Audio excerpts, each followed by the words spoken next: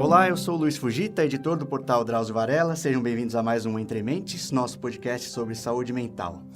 Hoje nós vamos falar sobre um transtorno muito associado a veteranos de guerra, uma doença que aparece bastante em filme com soldados que presenciam eventos traumáticos em guerra e aí voltam para casa, começam a relembrar aquilo e aquilo afeta muito o dia a dia deles. Os Estados Unidos têm um departamento federal dedicado a veteranos de guerra e nele tem um centro nacional especificamente para tratar desse transtorno, porque é uma coisa muito prevalente lá. As guerras, né? Claro, a gente imagina que são um cenário muito propício para causar eventos traumáticos nas pessoas, mas existem outras situações que podem acontecer com as pessoas comuns, digamos, não os militares, e que também podem desencadear um transtorno desses. E para falar sobre esse tema, está aqui com a gente o Dr. Arthur Guerra de Andrade, professor titular de Medicina da Faculdade de Medicina do ABC, professor associado do Departamento de Psiquiatria da USP e coordenador do NAD, que é o Núcleo de Álcool e Drogas do Hospital Sírio-Libanês. Seja bem-vindo, professor. Luiz Fujita, prazer em falar com você e com os nossos ouvintes. De fato, é uma honra poder participar desse podcast. E você falou em guerras, o meu nome é Arthur Guerra, eu imagino que o convite não seja associado ao meu nome, né? Evidentemente, né? Não, foi uma coincidência. Foi uma coincidência.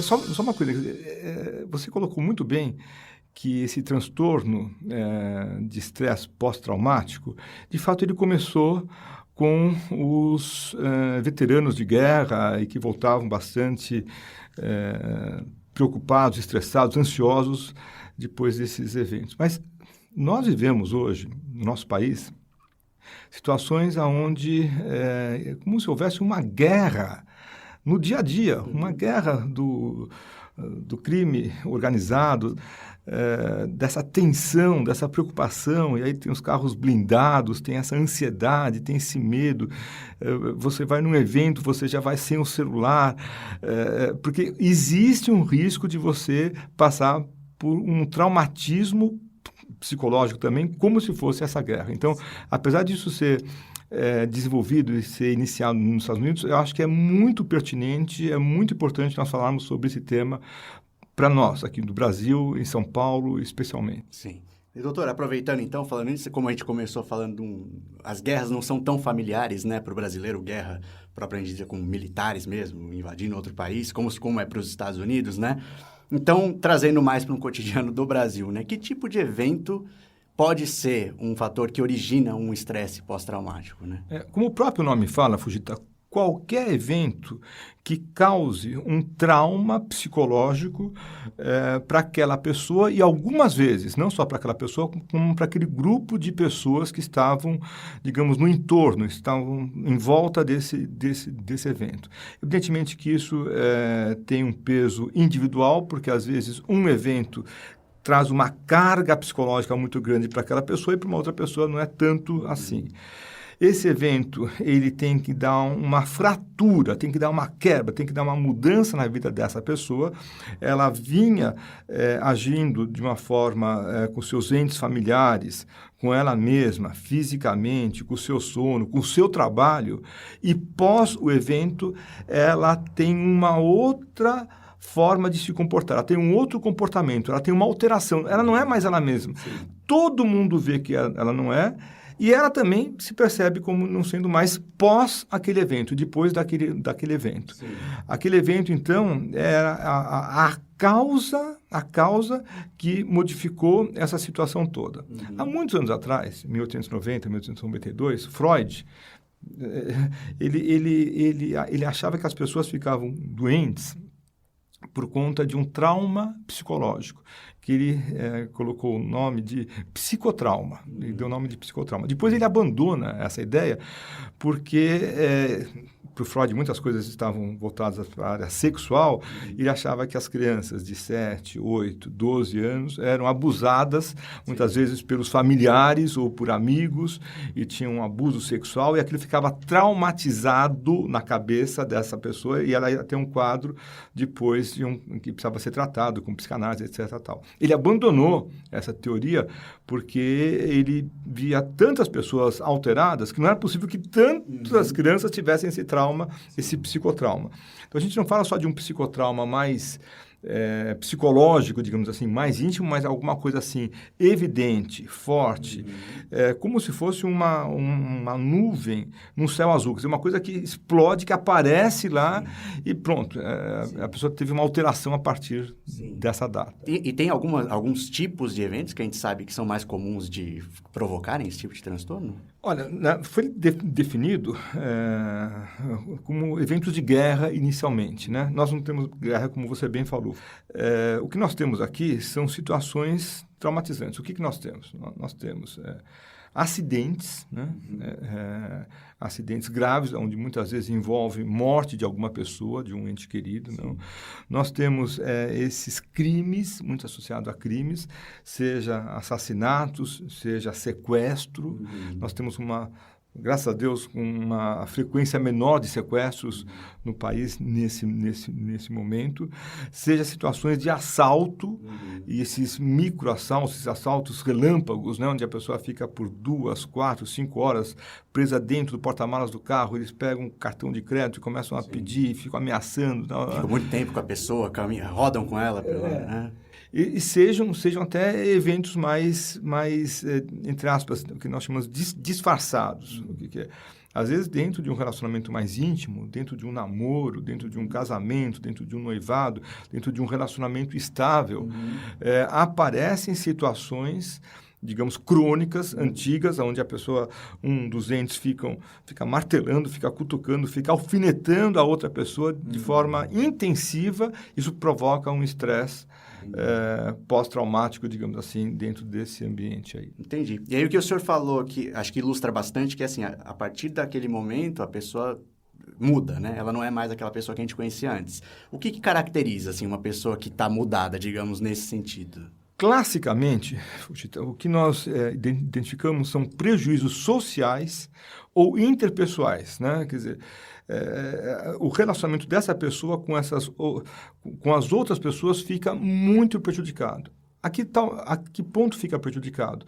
A ponto de que todo mundo percebe, em geral, os familiares, em geral, as pessoas que trabalham, né? Os parceiros, companheiros, percebem que tem uma mudança aí importante. Muitas vezes são pensamentos intrusivos. O que são pensamentos intrusivos? Eu vou dar exemplo que talvez fique um pouco mais fácil. A pessoa está fazendo alguma coisa, está no seu trabalho, está se alimentando, está dando aula, está cuidando da casa e, de repente, vem o pensamento. É o mesmo pensamento. É como se o pensamento viesse de fora e entrasse na cabeça da pessoa e aquilo dominasse a pessoa. Ela não quer pensar naquilo, ela não quer pensar naquele trauma, ela não quer pensar naquele assassinato que ela presenciou. Ela não tem prazer com isso, ela quer se ver distante disso. Mas, de repente, esse pensamento ele é mais dominante do que a vontade dessa pessoa. E o pensamento ele entra e administra todo o circuito, administra toda a vida, aqueles instantes, aqueles momentos daquela pessoa. Além disso, né, por conta desses pensamentos que são frequentes e recorrentes, quer dizer, vai e volta, a pessoa fica pensando nisso, obviamente o sono dessa pessoa fica muito alterado, né?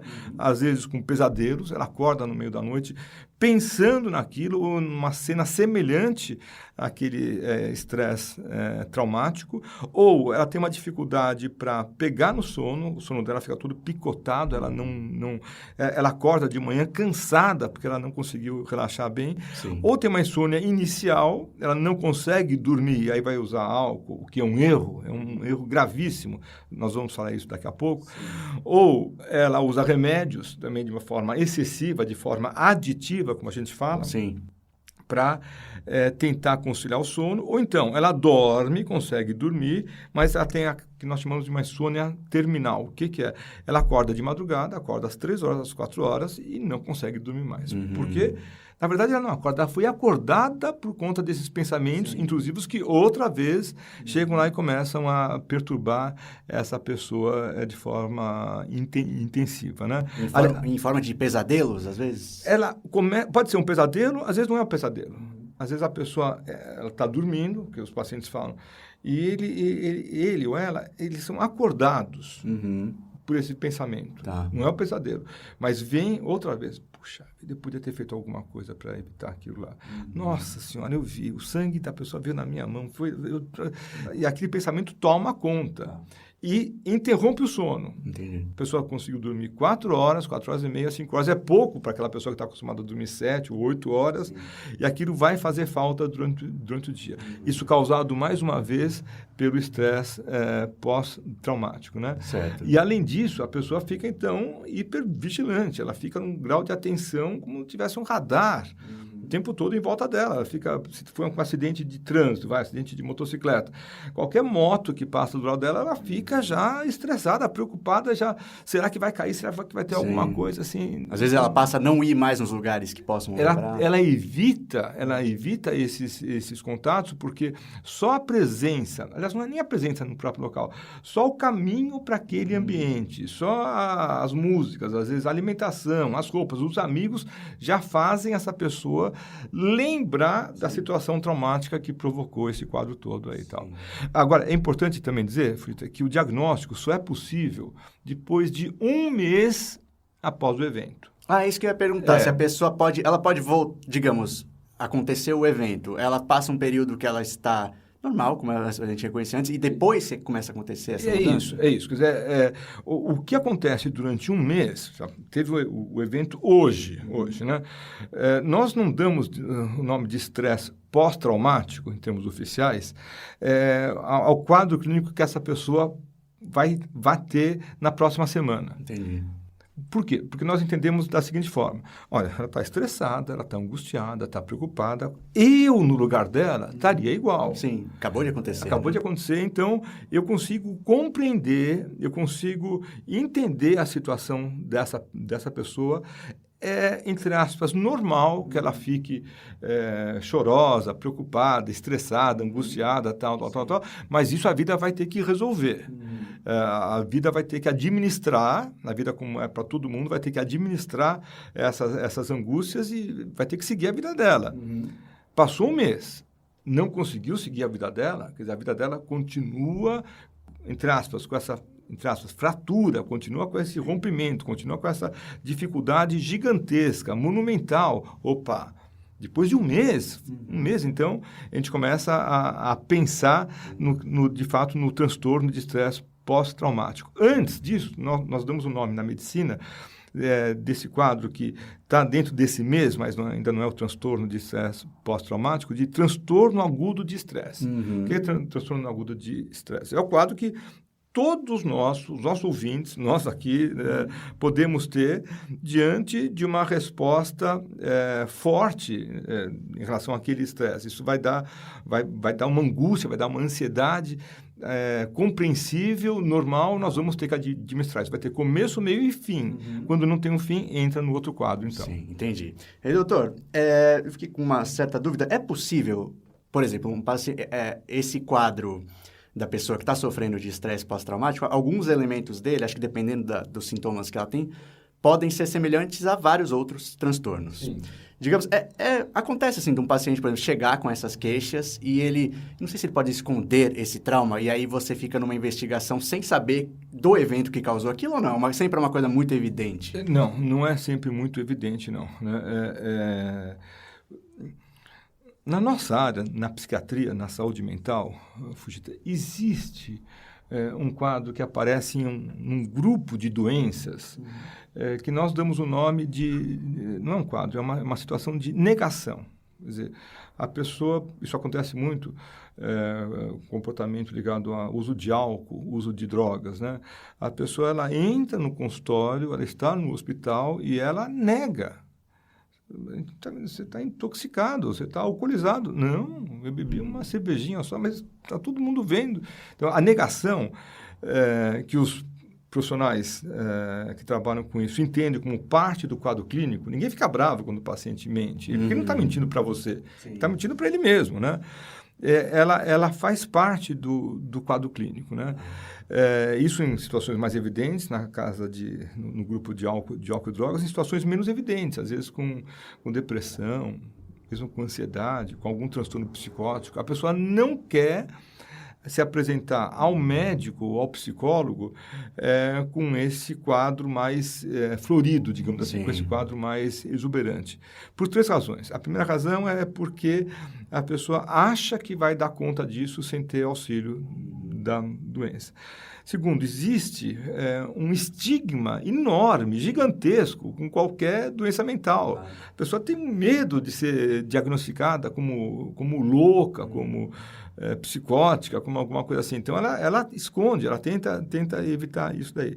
Terceiro, a pessoa só consegue falar dessa intimidade mais forte se ela tiver confiança no técnico que estiver na frente dela, né? Então, é importante que haja... E a confiança, às vezes, não se consegue na primeira consulta. Às vezes, precisa de alguns pares de consultas aí para que a pessoa possa se abrir. Então, é comum ter essa situação onde o paciente, ele não esconde, mas ele não é explícito, ele não é claro, ele não é transparente, por exemplo, quando tem um estresse pós-traumático. Daqui a pouquinho, em algumas semanas, no máximo em alguns meses, vai aparecer isso como sendo a verdadeira causa, por exemplo, da insônia que o paciente tem. Ou que era a reclamação original dele. Só. Ou da ansiedade, ou da dificuldade dele em se concentrar. Então, ele consegue explicitar isso depois que ele percebe que ele pode confiar naquele médico, naquele psicólogo, depois que ele percebe que aquela situação que ele tenta esconder deve ter uma ponte, deve ter alguma coisa e que ele tem que se tratar, ele tem que abrir o jogo dessa forma. Entendi. Doutor, o senhor mencionou rapidamente no início, né, fazendo um quadro geral dos flashbacks. E os flashbacks são muito usados, como eu falei, em filmes que retratam guerra, né? Mas como a gente consegue imaginar, em filmes a gente vê muito claramente porque eles tratam visualmente, a pessoa realmente é transportada para a coisa que desencadeou aquele transtorno. Como é isso?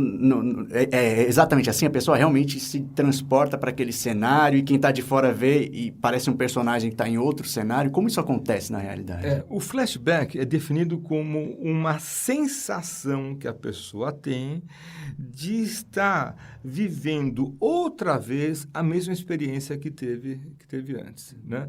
Ela aparece muito, por exemplo, quando a pessoa, por exemplo, usa uma droga tipo LSD, né?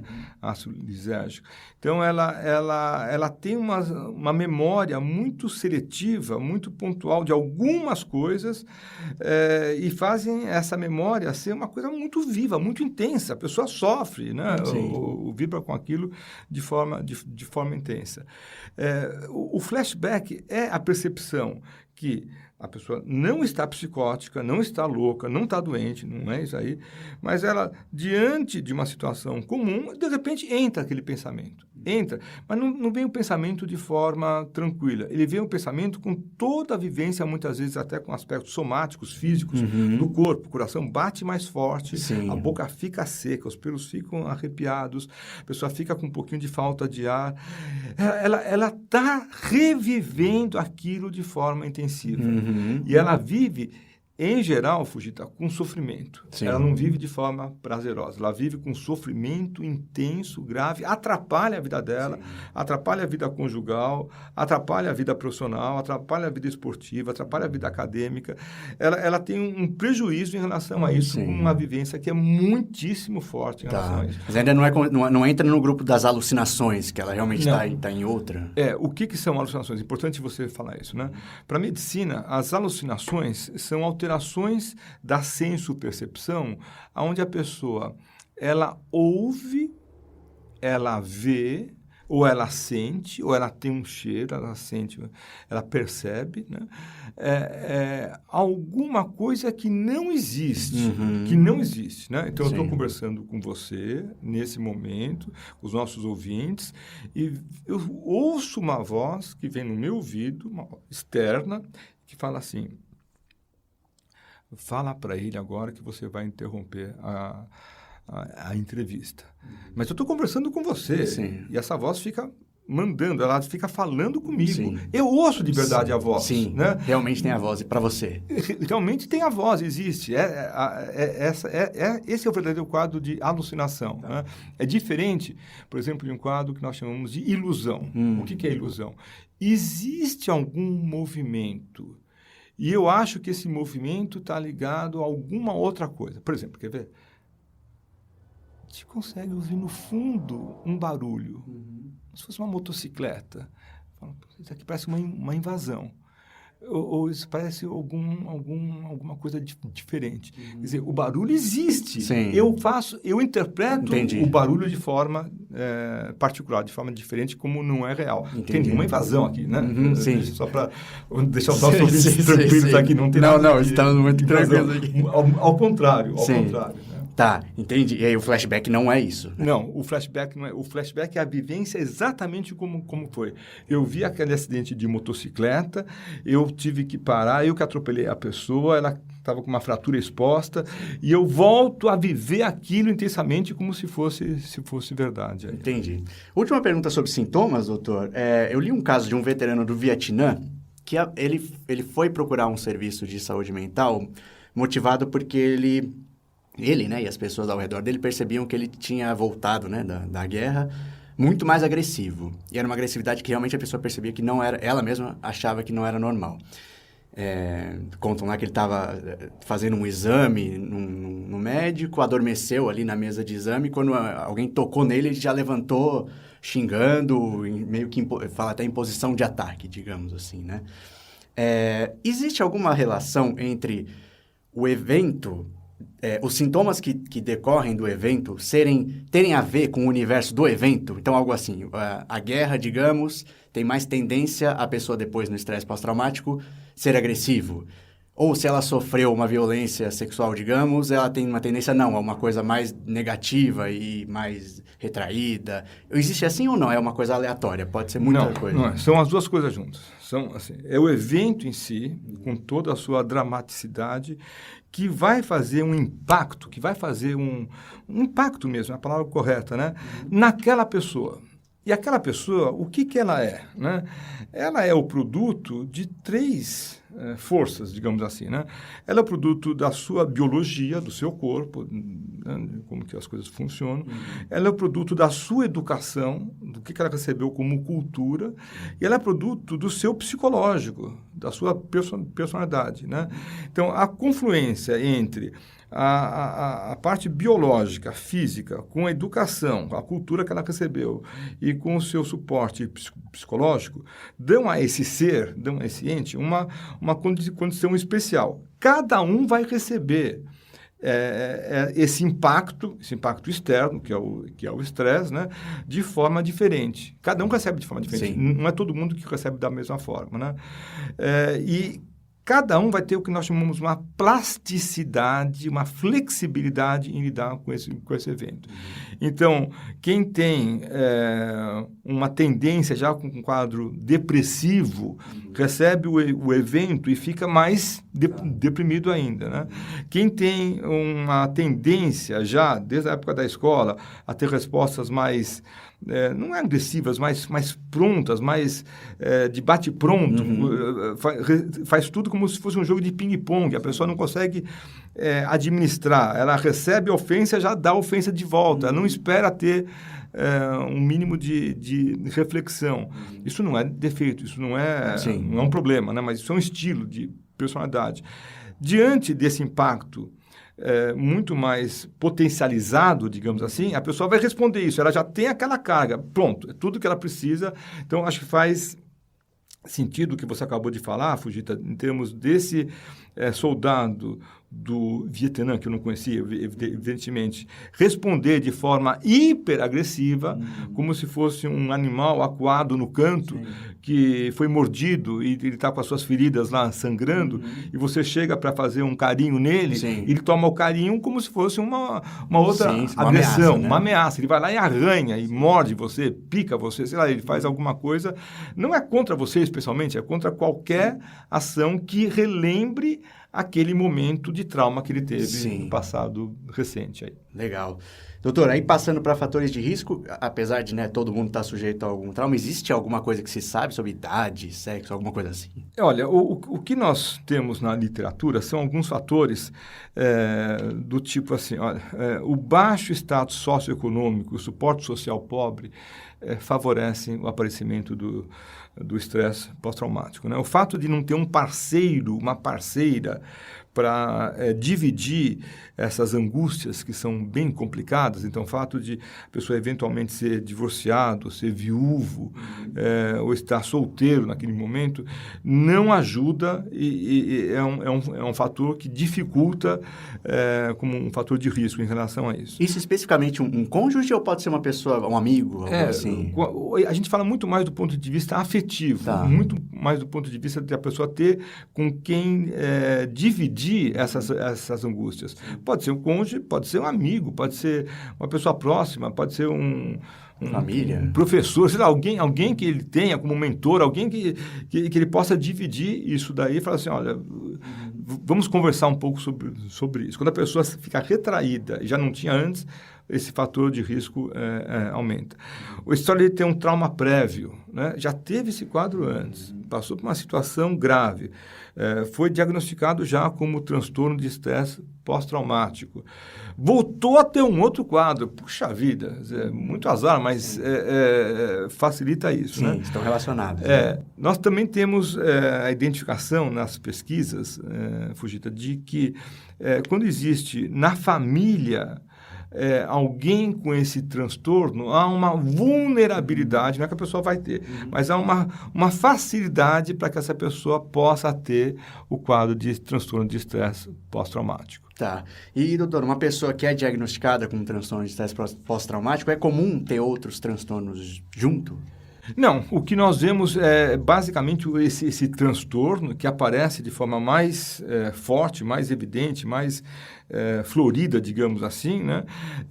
Dentro daquele padrão de que todo mundo tem. Não é que a pessoa, digamos assim, ela era mais protegida, não tinha nenhuma alteração mental. Não, ela tinha a mesma vulnerabilidade para depressão, para ansiedade, para transtornos psicóticos, para álcool e drogas, do que os outros. Né?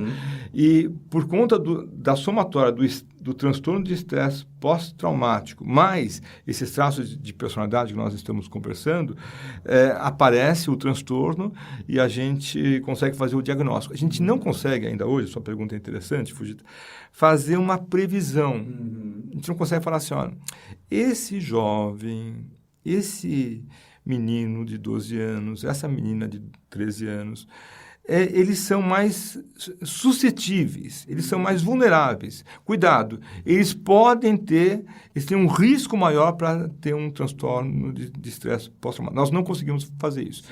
Se nós conseguíssemos fazer, nós poderíamos nós não conseguimos, é a terceira vez que eu estou falando, mas se nós conseguíssemos, nós poderíamos até nortear algumas atividades dessa pessoa. Por exemplo, quem tem uma tendência para ter transtorno de estresse pós-traumático não deveria trabalhar em atividades de altíssimo risco. Sei lá, policial, bombeiro, né?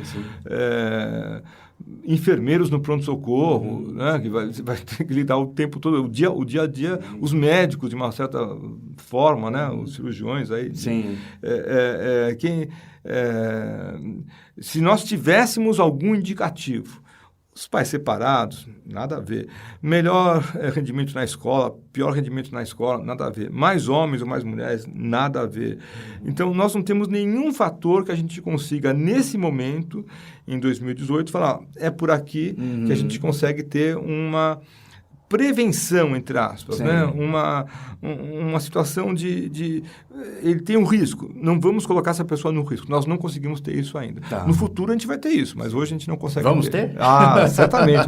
Acho que o futuro, com esse crescimento de informações que tem, com esses estudos, eu acho que as pessoas vão ter mais armas. Não? Nós vamos estar mais propensos a falar, olha, cuidado, essa pessoa aqui ela tem um potencial maior para aguentar esse tipo de estresse. Opa, Tá lá. Essa pessoa, não adianta você ficar colocando ela vai ter um potencial menor, ela vai ter uma flexibilidade, ela vai ter um peso, ela vai receber isso com um peso muito maior.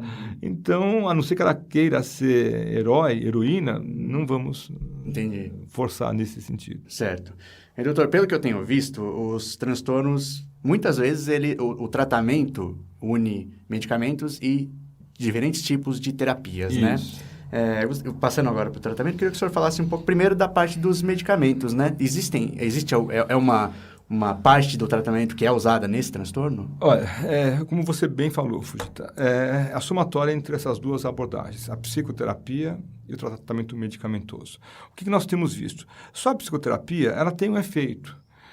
Só o medicamento também tem um efeito, mas é na somatória desses dois que a gente consegue resultados mais efetivos, digamos assim, né?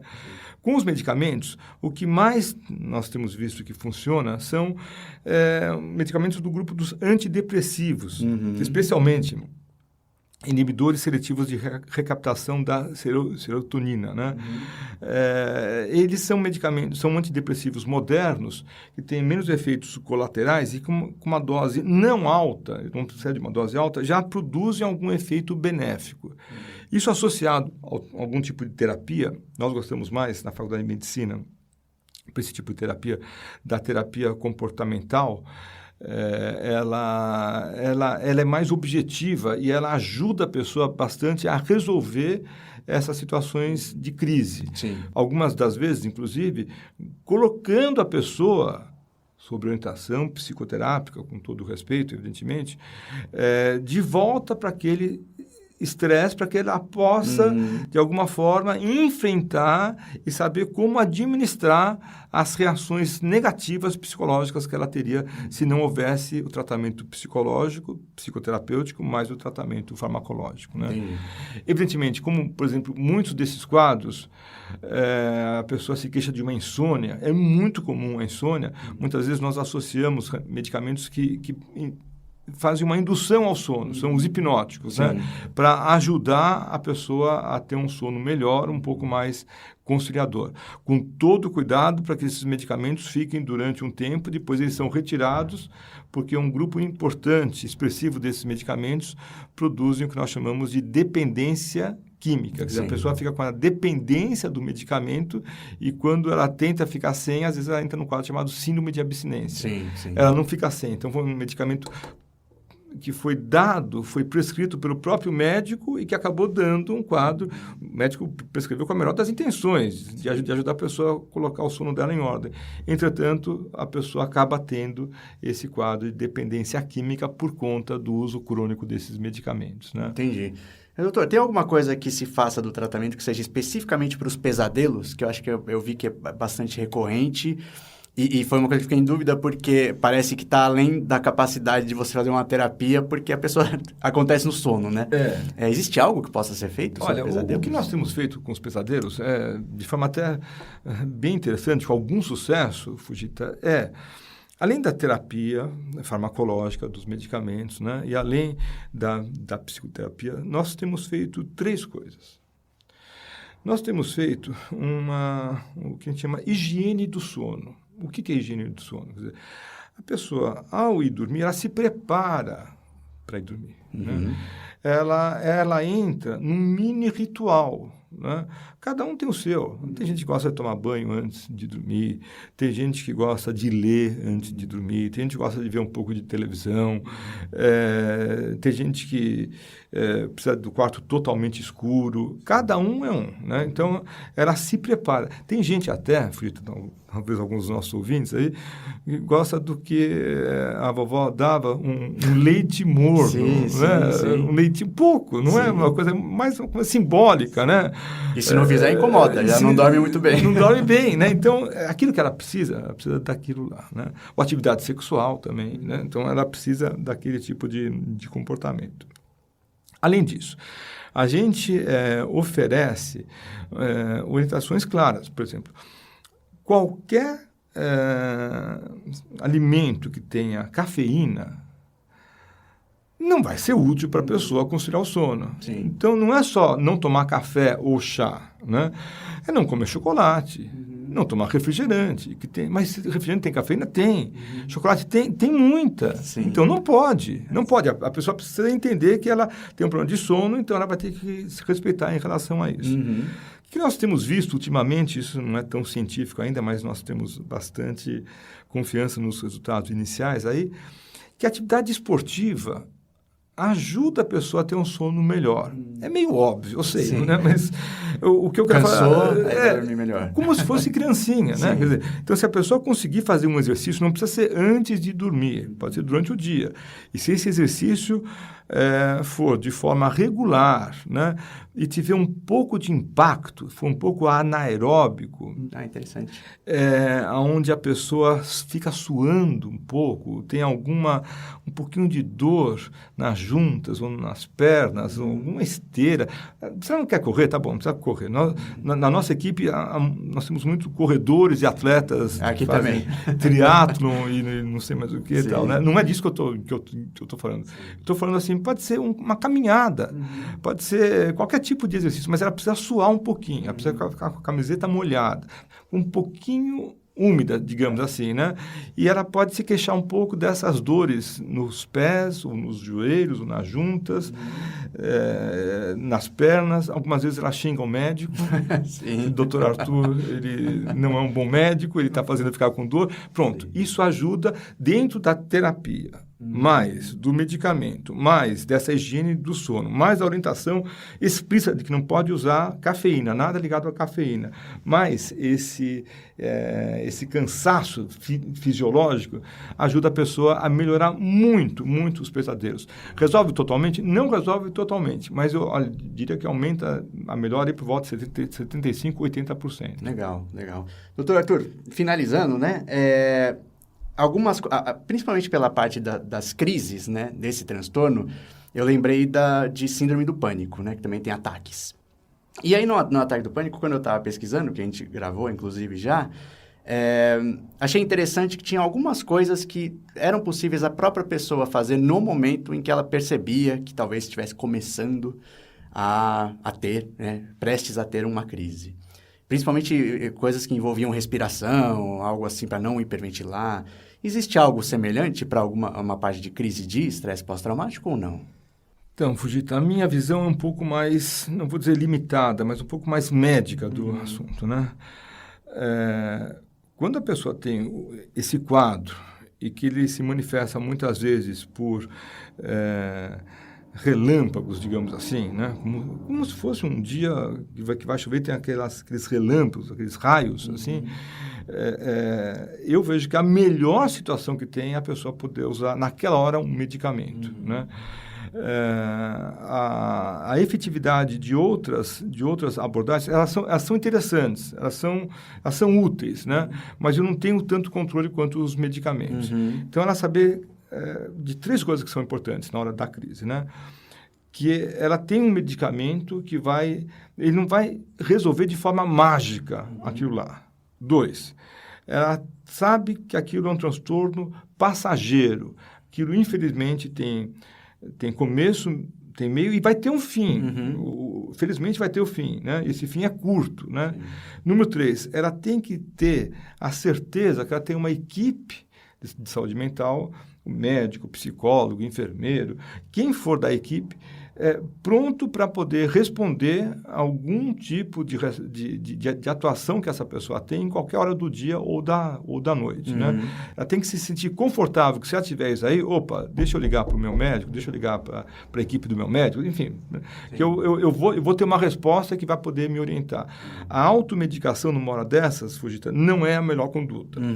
Se o médico se a só tiver essa crise, só toma 5 gotinhas desse medicamento, assim, e me liga, vamos fazer um contato a qualquer hora do dia ou da noite, só essa disponibilidade já dá uma certa... Puxa, eu estou... alguns pacientes falam, eu estou calçado. Sim. Como assim? Eu estou apoiado. Eu tenho o senhor atrás de mim para me ajudar em algumas situações que for necessário. Sim. Então, além dos medicamentos de manutenção, existem alguns que o médico, né, prescreve, claro, mas que são usados mais nesses momentos só. De crise, né? Qual que é os 2 perigos que nós temos?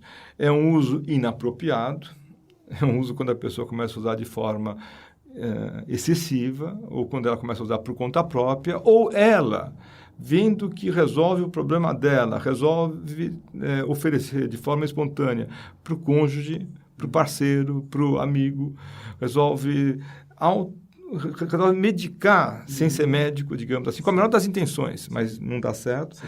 E quando existe uma associação desses medicamentos, Fujita, com o uso de álcool, ou com o uso de drogas. Quer dizer, a pessoa foi para um evento, usou álcool, teve esse estresse, já está álcool no corpo dela, vai lá e toma um remédio em cima. Nossa, nem precisa ser médico, mas não pode, né?